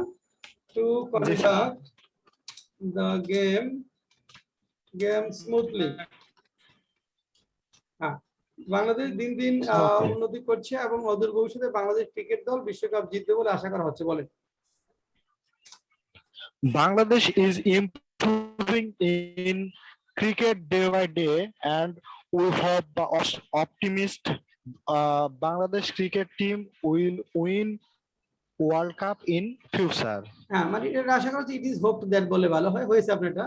আর এখানে একটা জিনিস একটু মনে রাখবেন, সেটা হলো যে একটা দেশ দ্বারা যদি ক্রিকেট দল বোঝায়, সেটা মডার্ন ইংলিশে প্লুরাল হিসেবে ব্যবহৃত হয়। আপনার খেলার সময় অনেক সময় শুনবেন যে Bangladesh have won the toss and decided to bat first, এরকম লেখা থাকে না? Bangladesh have won the match, জি স্যার ওরকম। ওটা সিঙ্গুলার একটা মেজর ভুল না, প্লুরাল করলে ভালো। এই জন্য আমরা বাংলাদেশ জি স্যার জানতাম স্যার ভুলে আর করবো না। বাংলাদেশে তো আর লিখবো আমরা, বাংলাদেশ আর improving in cricket, day by day, and it is hoped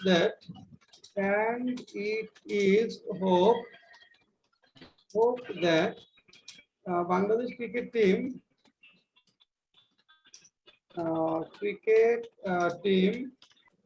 will win the World Cup in Yes, sir. the near future. না ঠিক আছে Yes, অনেক সুন্দর হয়েছে, ভেরি গুড। এই তো আপনারা এই মানে লিখতে পারলে আর কোনো টেনশন নেই। আপনি যদি খালি অনুবাদটা এইভাবে এটুকু লিখতে পারেন আর ফোকাস রাইটিংটা ওই যেভাবে আমরা দেখাচ্ছি এইভাবে যদি করতে পারেন, আপনার আর কোনো টেনশন নাই। খালি আপনি পরীক্ষা দিবেন, 3টা পরীক্ষা রিটেন পাস, মানে 3টা রিটেন দিলে একটা চাকরি পাবেন। এই লেভেলে যারা রেসপন্স করতেছেন, যেন হাবিবার কথা বলি, হাবিবার যদি ম্যাথ সাইডটা ভালো থাকে, ওর চাকরি পাওয়াটা এখন শুধু সময়ের ব্যাপার। হ্যাঁ, মানে ওর চাকরি পাওয়াটা সময়। এইভাবে যারা রেসপন্স করতে পারছেন, তাদের জব পাওয়াটা শুধু সময়ের ব্যাপার। আমরা মানে আমাদের কাছে যে সকল স্টুডেন্টরা পড়ছে, মানে আমরা যাদের বলে দিই যে আপনি 6 মাসের মধ্যে চাকরি পাবেন, তারা 6 মাসের মধ্যে অনেক কাছে 3টা জবও পেয়েছে। হ্যাঁ, যেটা হাবিব আপনি লেগে থাকেন, আপনি খুব দ্রুতই জব পাবেন। এই যে মইনুল, আপনি যে এইভাবে করতে পারলেন অনুবাদটা, এইভাবে করতে পারলেই হবে, আপনিও খুব দ্রুত জব পাবেন যদি ম্যাথ বা অন্য সাবজেক্টে বড় ধরনের কোনো সমস্যা না থাকে। ছবিগুলোর লেভেলটাও ভালো দেখলাম, ফারুকও ভালো লিখেছে। যারা লিখতে পারছেন, মানে হাতে যাদের লেখাটা আসছে, তাদের আর ভয়ের কিছু নাই। জাস্ট খালি এখন আপনি এটাকে শার্পেন করতে থাকতে হবে, আর ওই কিছু ফোকাস রাইটিং গুলা একটু ডেটাবেস ইমপ্রুভ করতে হবে। আর আমরা যেটা পড়া দিচ্ছি, যেগুলো আপনাদের প্রতিদিন একটা করে ফোকাস রেটিং দিচ্ছি, ওইটার সাথে সাথে আপনি একটু পড়ে নেবেন। ওইটা একটু পড়ে নেবেন, ওটা পরে আমাদের পরিচালক সাহেব পরীক্ষার মাধ্যমে কভার করবে। ওটা আমি বলে দিব যে কিভাবে পরীক্ষা নিতে হবে। 5টা করে ফোকাস রেটিং 3-4টা পরীক্ষা নিলে ওটা কভার হয়ে যাবে। আচ্ছা, আমাদের সাথে পরিচালক সাহেব যুক্ত হয়েছেন, আছে না? যুক্ত হয়েছিল, এখন নাই, আছে, যাই হোক। আচ্ছা, এই পর্যন্ত কোনো কোয়েরি আছে কিনা বলেন? এই পর্যন্ত আপনাদের কারো কোনো কোয়েরি আছে কিনা?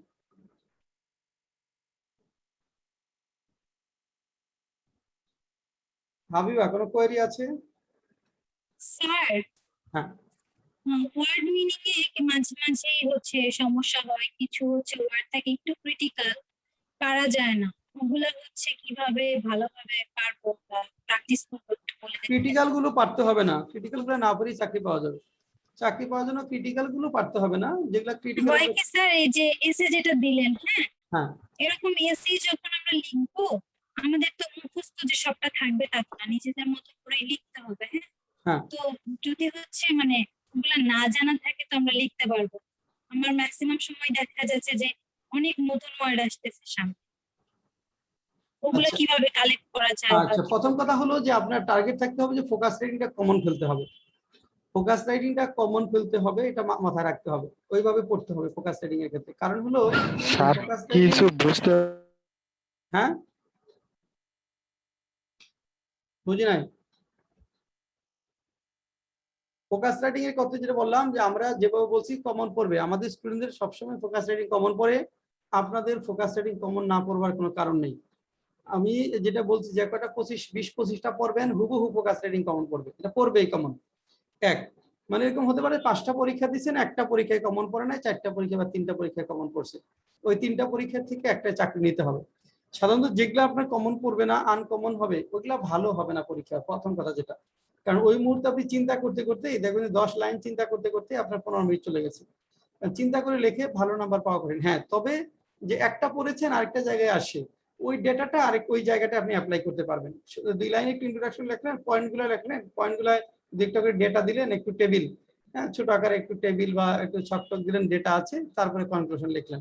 মানে ডেটা তখন যেটা তথ্য জানা থাকবে না, কিছু কিছু ডেটা বেস করতে হবে, অর্থাৎ এই নেচারের ডেটা গুলো যেটা এখানে খাটানো যায় এটা ইউজ করতে হবে। মানে আপনাকে আসলে ওই, আর যখন দেখবেন যে না ডেটা নাই একদমই নতুন, তবে ওই জিনিসটা সম্পর্কে আপনি জানেন, ধরেন ওই জিনিসটার সম্পর্কে আপনি জানেন, ধরেন আপনার আফগানিস্তানের যে টার্ময়েল, এটা নিয়ে একটা লেখা আসলো, হ্যাঁ, যে the impact of turmoil in Afghanistan in regional politics. এখানে এই রিজিওনাল পলিটিক্সে কি কি ইম্প্যাক্ট হবে সেটা কিন্তু আপনি মোটামুটি জানেন, যে তালেবানের উত্থানের কারণে এই এই এখানে এইগুলা হবে। যেমন এখানে ধরেন যে রিলিজিয়াস বেসড যে পলিটিক্যাল পার্টি বা গ্রুপগুলো আছে, তারা মাথা ছাড়া দিবে নতুন করে, কারণ তাদের মধ্যে ওই ধরনের একটা স্বপ্ন যোগাবে। তারপরে এখানে বিশেষ করে টেরোরিস্ট কিছু অ্যাক্টিভিটিস আছে, যেগুলো এখানে বলয়ের চেঞ্জ হবে, পলিটিক্যাল যে বলয় রয়েছে, হ্যাঁ, ওই ভারতীয় উপমহাদেশের, সেখানে ব্যালেন্সের একটা বড় ধরনের সমস্যা হবে।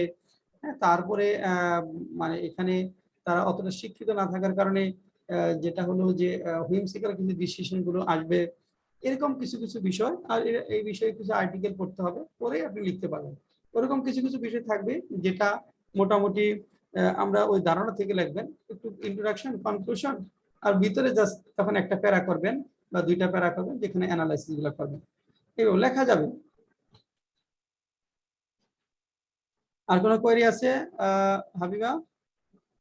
হ্যাঁ স্যার। হ্যাঁ, আর সবসময় বলি আপনি তো সব কোশ্চেন পারবেন না পরীক্ষায়, ধরেন ফুল অ্যান্সার তো আপনি করতে পারবেন না, আমাদের কিছু কোশ্চেন ছাড়তে হবে। ম্যাথে হয়তো দেখা গেল 7টা ম্যাথ আসলে আপনি 7টা পারবেন না, হয়তো 5টা পারলেন, বা 5টা আসলে আপনি 4টা পারলেন, তাহলে এখানে ছাড়তে হলো।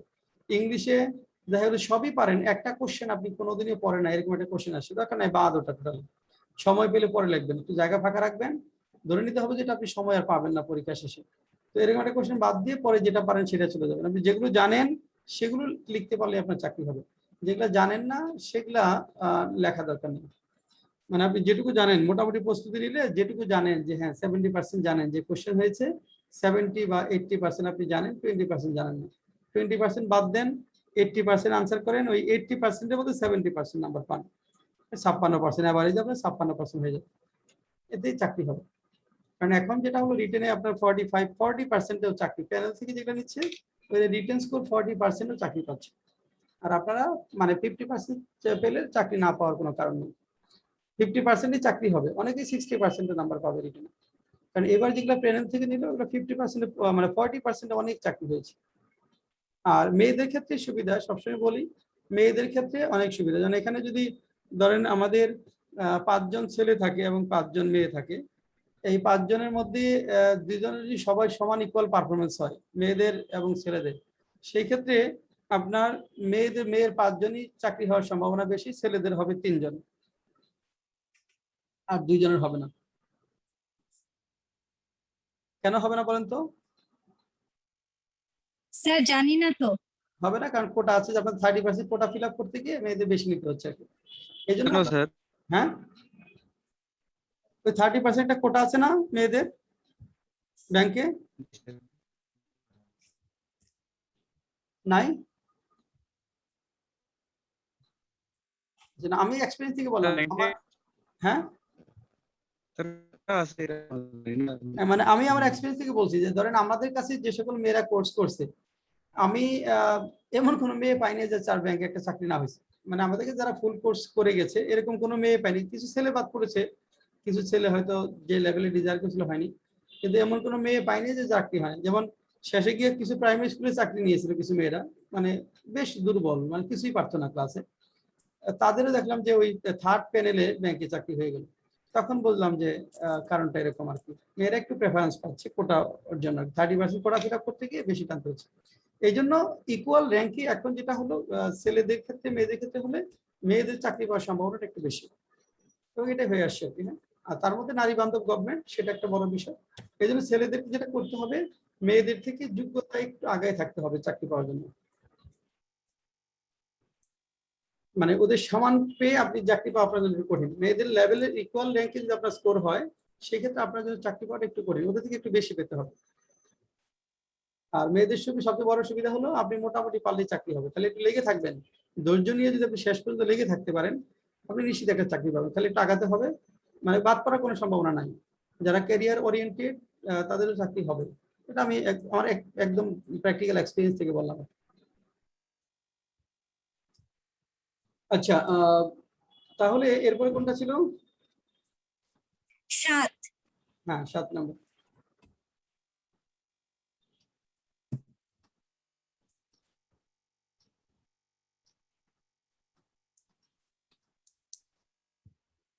Kuakata, locally known as Sagarkonna, is a rare scenic spot located on the southernmost tip of Bangladesh. আচ্ছা, এটা ফারুক লিখেছেন?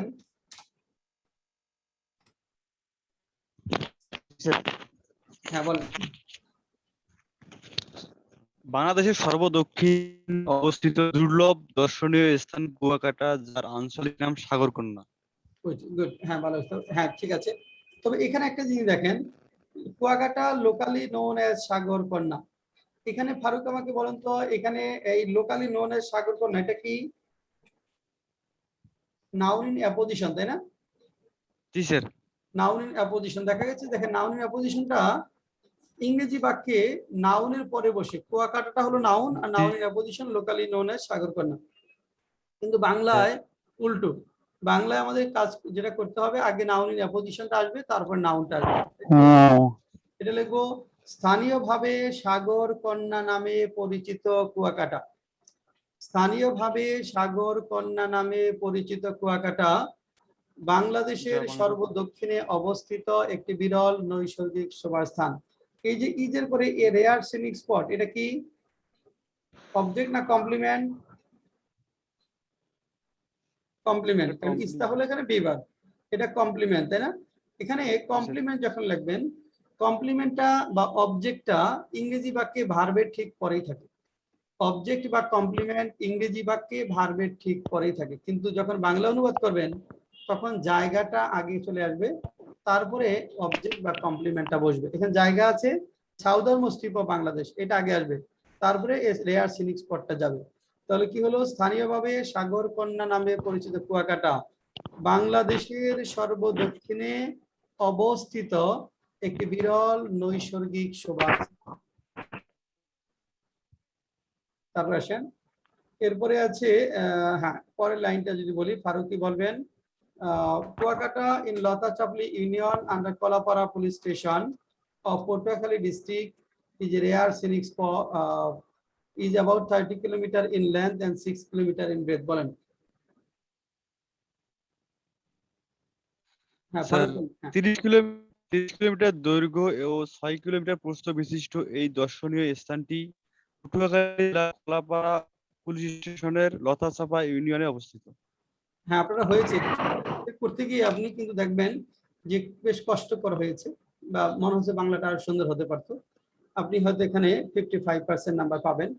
এখানে একটু খেয়াল করেন, কুয়াকাটা লতা চাপলি ইউনিয়ন, ইউনিয়নটা সবার সবচেয়ে ছোট জায়গা, তাই না? দেখেন তো, লতা চাপলি ইউনিয়নটা সবচেয়ে ছোট জায়গা।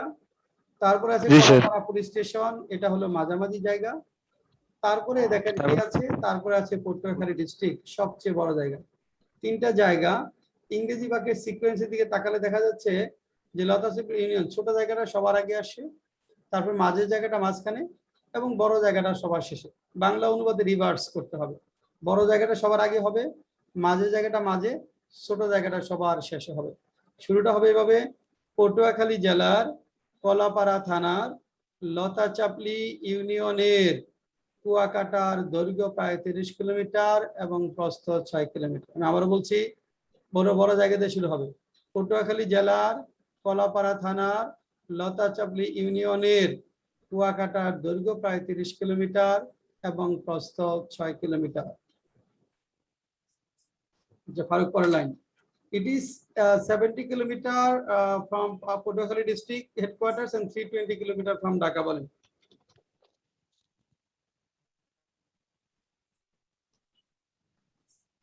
হ্যাঁ Faruk.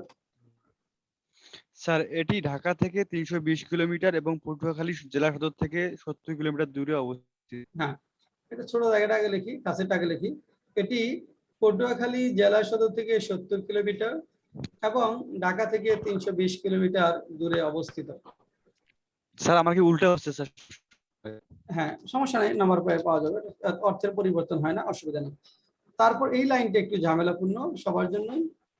An excellent combination of the picturesque natural beauty, sandy beaches, blue sky, and shimmering expanse of the Bay of Bengal. Bay of Bengal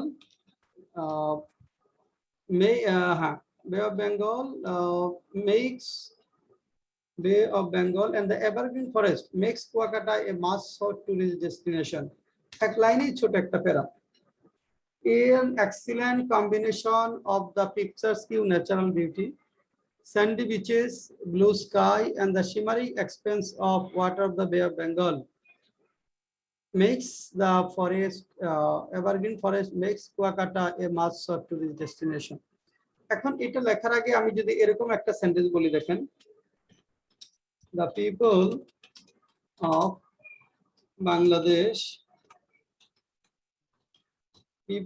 Bangladesh, India, and Nepal have charmed the Europeans. এই সেন্টেন্সে যদি থাকে বাংলা অনুবাদ কি করব ফারুক বলেন তো?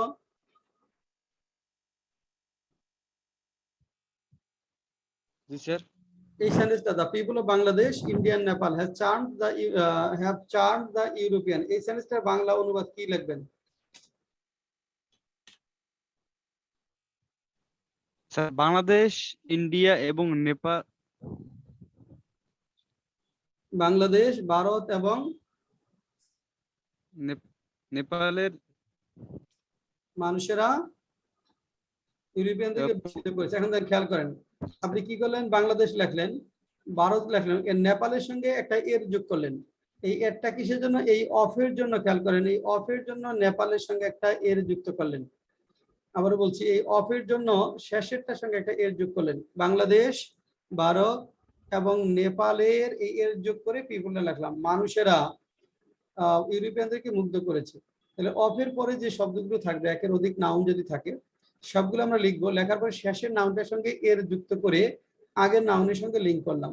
তাহলে বাংলাদেশ, ভারত এবং নেপালের মানুষেরা লিখলেন। তারপরে ভার্ব লিখলেন, হ্যাভ চার্মড দ্য ইউরোপিয়ানস। এখানেও দেখেন, an excellent combination of, অফের পরে যেগুলো আছে সেগুলো সবগুলো লিখবেন। অফের পরে কি কি আছে? অফের পরে আছে দ্য পিকচারস্ক ন্যাচারাল বিউটি, চিত্রবৎ প্রাকৃতিক সৌন্দর্য বা ছবির মতো প্রাকৃতিক সৌন্দর্য, স্যান্ডি বিচেস, বালুকাময় সৈকত, ব্লু স্কাই, নীল আকাশ, and the shimmering expanse of water Bay of Bengal, বঙ্গোপসাগরের জলের ঝিকিমিকিময় বিস্তৃতি, and evergreen forest, এবং চিরহরিৎ বন এর, চিরহরিৎ বনের, তারপরে লিঙ্ক করেন, an excellent combination, এক অপূর্ব সমন্বয়, চিরহরিৎ বনের এক অপূর্ব সমন্বয়, makes Kuakata a must-sought tourist destination, makes Kuakata a must-sought tourist destination. তারপর কি লিখছেন? কুয়াকাটাকে অনেক পর্যটকের কাছে আকর্ষণীয় গন্তব্যস্থলে পরিণত করেছে। অনেক পর্যটকের কাছে আকর্ষণীয় গন্তব্যস্থলে পরিণত করেছে। এখন আমাকে বলেন, এখানে আছে মেক্স, এখানে আছে মেক্স, কিন্তু আমরা এখানে লেখার সময় কি লিখতেছি? আমরা লেখার সময় লিখতে করেছে। মেক তো করার কথা, কিন্তু আমরা লিখবো করেছে। সাধারণত একটা স্থাপনার বর্ণনা, কোনো জায়গার বর্ণনা, সাহিত্যকর্মের বর্ণনা ইংরেজিতে প্রেজেন্ট সিম্পল টেন্সে লিখতে হয়। এটা বাংলা অনুবাদে প্রেজেন্ট পারফেক্ট টেন্সে করলেই কেবল অর্থটা হয়। এই কারণে আমরা মেক্স এর অর্থ লিখবো যে করেছে। নেক্সট, কোনো কোয়েরি আছে এই লাইনটার মধ্যে? কারো কোনো কোয়েরি আছে? না। স্যার এই সেন্টেন্সটা আরেকবার আপনি বলেন। আচ্ছা, এখানে Next যেমন sentence. বললাম আমরা, দেখেন আমরা বলছি যে অফের পরে যে শব্দগুলো থাকবে সেগুলো প্রত্যেকটা নাম লিখবেন, বাংলা অনুবাদ করবেন, শেষেরটার সঙ্গে এর যোগ করে প্রথমটা কম্বিনেশন করবেন। যেমন এখানে ছিল the picturesque natural beauty, চিত্রপট প্রাকৃতিক সৌন্দর্য, স্যান্ডি বিচেস বালুকাময় সৈকত, ব্লু স্কাই নীল আকাশ, and the shimmering expanse of water Bay of Bengal বঙ্গোপসাগরের জলের ঝিকিমিকিময় বিস্তৃতি, অ্যান্ড দ্য এভারগ্রিন ফরেস্ট এবং চিরহরিৎ বন এর সঙ্গে এর an excellent combination, এক অপূর্ব সমন্বয় কুয়াকাটাকে অনেক পর্যটকের কাছে আকর্ষণীয় গন্তব্যস্থলে পরিণত করেছে। The name Kuakata takes its origin from the story of Kua or well dug on the seashore by the Arakan settlers for collecting drinking water. হ্যাঁ, ফারুক বলেন।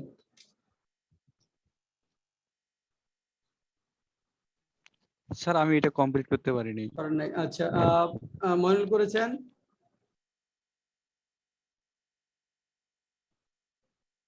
অনন্যা নন্দী করেছেন, নন্দী না স্যার, স্যার করিনি স্যার। না। আচ্ছা, উম্মে হাবিবা বলেন। কুয়াকাটা নামটি প্রাথমিকভাবে রাখাইন আবাসিকদের পানীয় জল সংগ্রহের জন্য সমুদ্রের তীরে কুয়া বা খননের কাহিনী থেকে উদ্ভূত হয়েছিল। হ্যাঁ, হয়েছে। এত কঠিন না করে আপনি সহজ করতে পারতেন। দেখেন এখানে খেয়াল করেন, ডাগ অন দ্য সিশোর, ডাগটা এখানে আছে পাস্ট পার্টিসিপল, ডাগ। দেখেন এখানে কুয়া or well, dug on the seashore, এই ডাগ অন দ্য সিশোর মানে সাগর তীরে খননকৃত, by the early Rakhine settlers, আদিম রাখাইন অধিবাসী কর্তৃক, ফর কালেক্টিং ড্রিঙ্কিং ওয়াটার, এখানে খাবার পানি সংগ্রহের জন্য। তাহলে আমরা শেষ থেকে যদি শুরু করি তাহলে ভালো হয়, আর প্রথম থেকে শুরু করলে কমপ্লেক্স করতে হবে। সেটা হলো দেখেন,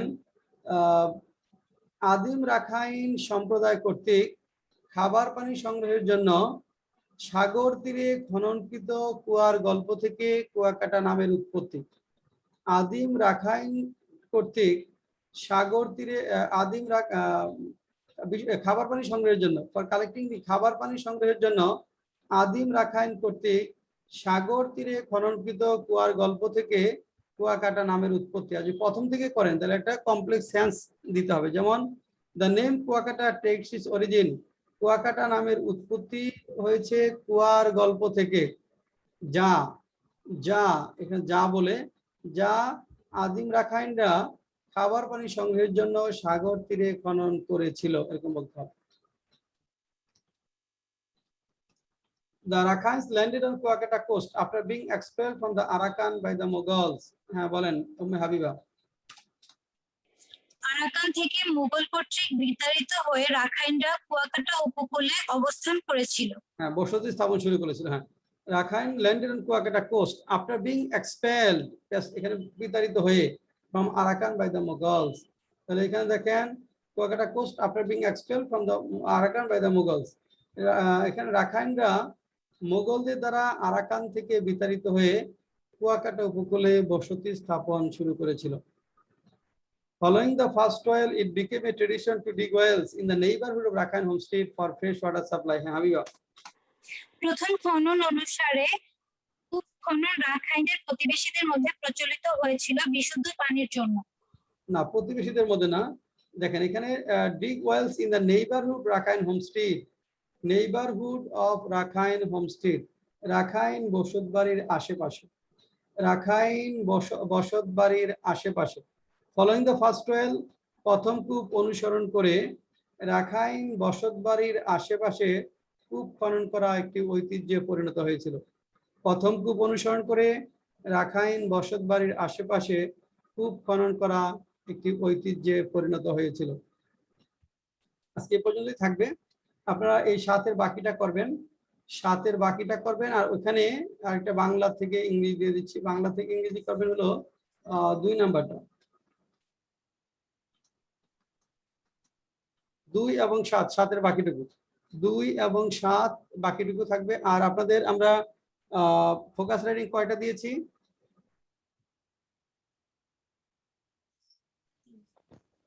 চারটা? দুইটা। চারটা না? চারটা না তিনটা? চারটা বোধ হয় না? স্যার দুইটা দিছেন, আজকে তিন। আজকেটা দিব দুইটা কেন? তিনটা দিয়েছি না? আপনাদের ফোর্থ ইন্ডাস্ট্রিয়াল রিভলিউশন দিয়েছি তাই না? জি স্যার। আচ্ছা, তারপরে হলো আরেকটা দিয়েছি কি? ই গভর্নেন্স। ই গভর্নেন্স। আর দুইটা দেওয়া আছে। দুইটা দেওয়া আছে। প্রথম দিন একটা আর আজকেরটা স্যার এর আগে দেওয়া হয়নি, দুইটা দেওয়া ছিল। ওই দুইটা দেওয়া ছিল। আচ্ছা, আজকে আরেকটা দিচ্ছি তাহলে। আজকে আরেকটা পাঠিয়ে দিচ্ছি গ্রুপে। তাহলে এই তিনটা পড়া থাকলো আগামী ক্লাসের জন্য। এই তিনটা আগামী ক্লাসের জন্য পড়া থাকবে। প্রথম ক্লাসে তো সাজেশন নিয়ে আলোচনা করলাম, প্রথম ক্লাসে ফোকাস রেটিং দেইনি। হ্যাঁ ঠিক আছে, তো দুইটা দিয়েছি আর আজকে একটা পাচ্ছেন। এই তিনটা আগামী ক্লাসের জন্য পড়া, আর এই দুইটা অনুবাদ করবেন। এখন যে 15 মিনিটে লিখতে দিই, 15 মিনিটে লিখতে পারার মতো করে পড়বেন। হ্যাঁ, মানে লেখা 20 মিনিটে লিখতে পারেন এরকম করে পড়বেন, পরীক্ষার হলে যেন 15 মিনিট হয়। এখন বাসায় প্র্যাকটিস করার সময় আপনি 20 মিনিটে প্র্যাকটিস করবেন, 20 মিনিটে প্র্যাকটিস করবেন। আর পরীক্ষার হলে এটা 15 মিনিট। এখন 20 মিনিট সময় নিয়ে করবেন, শেষ। Thank you sir.